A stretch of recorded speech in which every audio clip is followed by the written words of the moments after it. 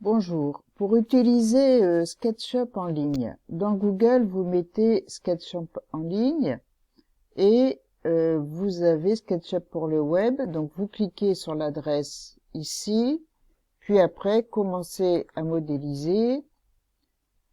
Il va vous demander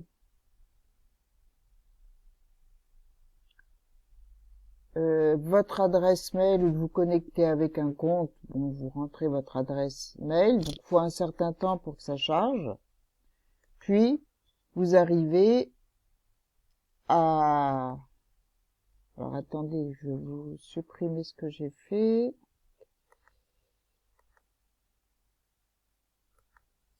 Voilà.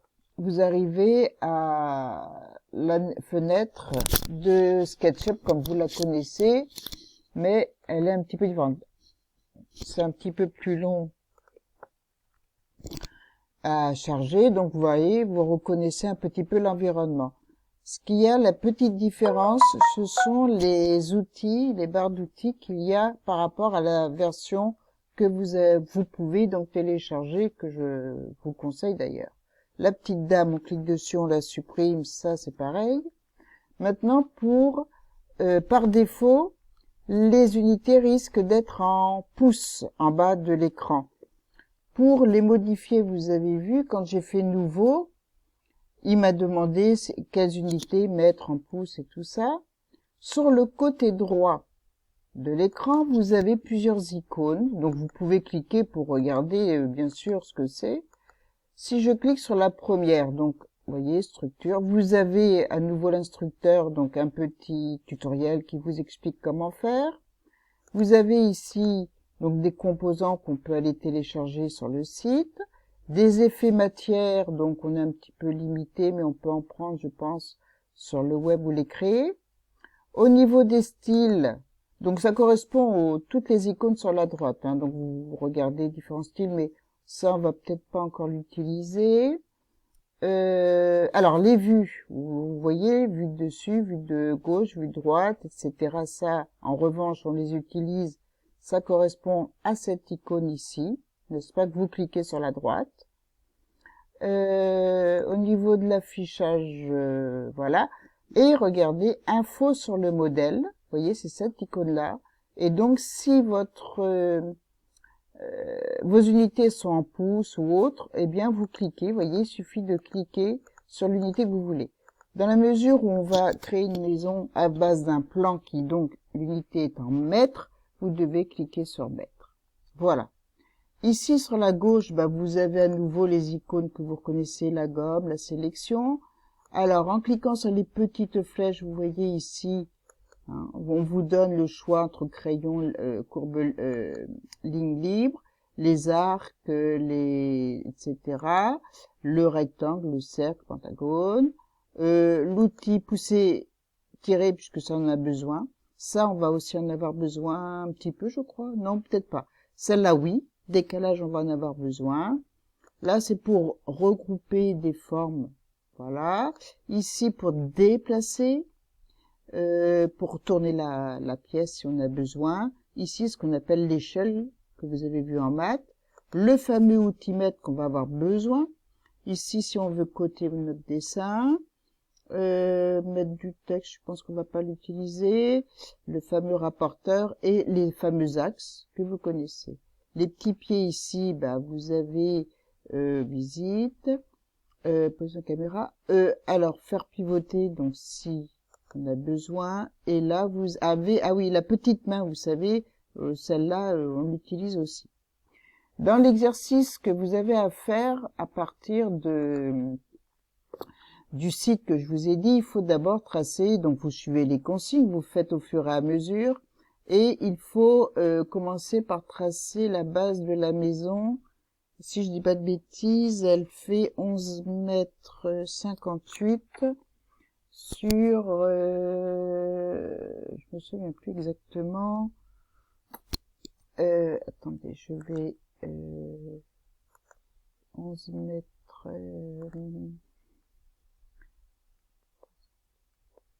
modéliser. Donc c'est ici. Donc, vous regardez, bien sûr, la vidéo, vous savez, donc, ça, vous l'avez déjà vu. Voilà. Vous avez la vidéo que vous pouvez voir ici en grand écran si vous cliquez sur cette icône. Ça, vous savez. Je la réduis. Ici, vous avez donc le document papier, hein, que vous pouvez télécharger, comme ça vous pouvez après le visualiser. Vous pouvez aussi donc l'afficher, le regarder en plus grand. Vous pouvez aussi zoomer. Donc le fait de le télécharger, peut-être que vous aurez la fiche sous les yeux, c'est peut-être plus facile pour vous. Voilà. Donc la dalle elle fait 11,48 sur 8,23. 11,48 sur 8,23. Les décimales c'est séparé par un point. Hein. Donc je clique sur l'outil rectangle, n'est-ce pas? Je clique sur l'origine, je me déplace et je tape 11,48, point virgule. J'ai dit... Ah non, attendez, je me souviens plus, j'ai déjà oublié.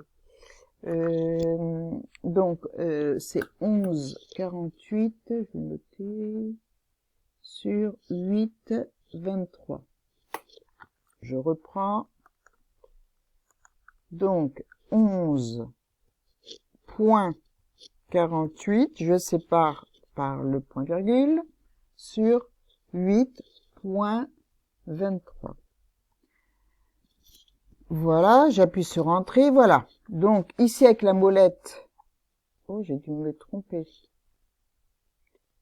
Ça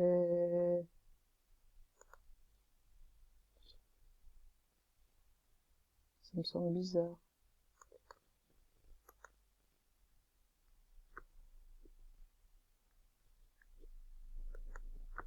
Alors, en revanche, la touche annulée, faudrait regarder, parce que j'ai pas, il n'y a pas la touche annulée, je l'ai pas trouvée. Alors, peut-être avec le raccourci clavier. Donc, je reprends.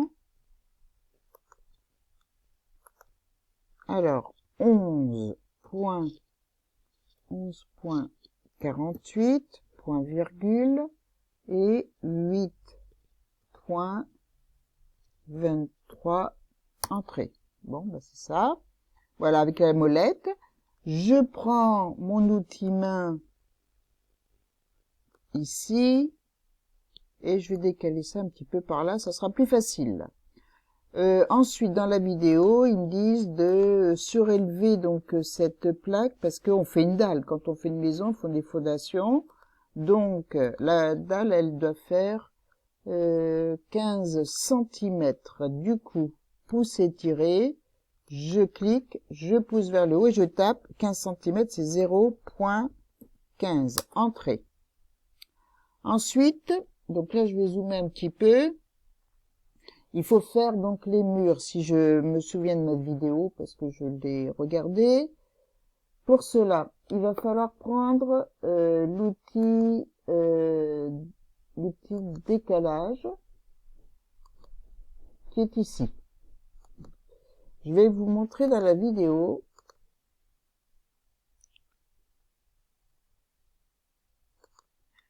Pour avoir les dimensions de l'épaisseur, voilà.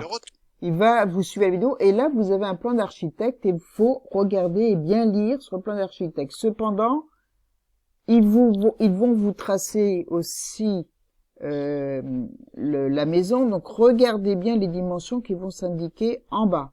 Mais sinon, les dimensions, vous devez bien sûr décoder à partir du plan proposé. Donc c'est l'épaisseur, c'était 33 cm. Donc je clique sur le bord, voyez, j'ai un petit carré, je rentre dans la pièce et je tape 0,33. Entrée. Ensuite, il faut que je monte, alors c'était la hauteur des murs, elle fait 2,51 m.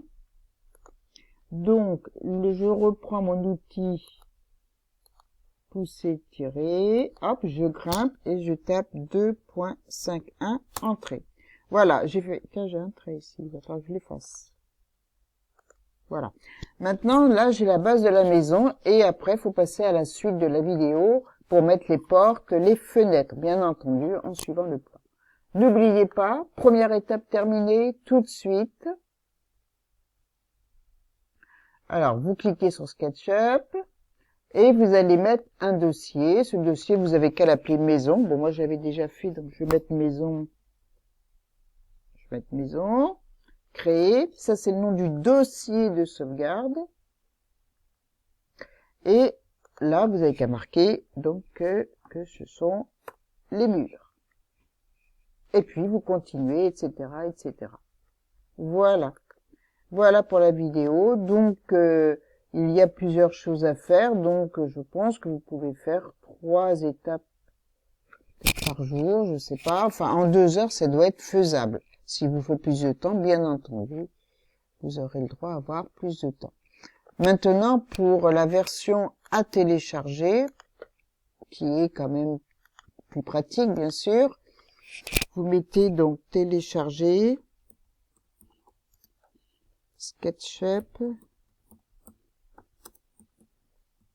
gratuit. Alors, c'est la version 2016 ou 2017, parce que moi, j'en ai une qui marche, je sais pas pourquoi, il y en a une qui marche bien et l'autre qui marche pas.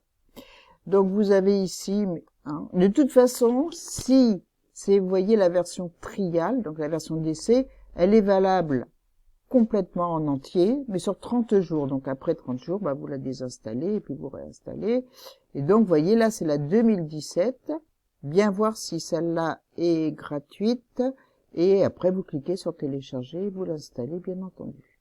La 2016 aussi, puisque moi, dans mon établissement, la 2016, elle marche.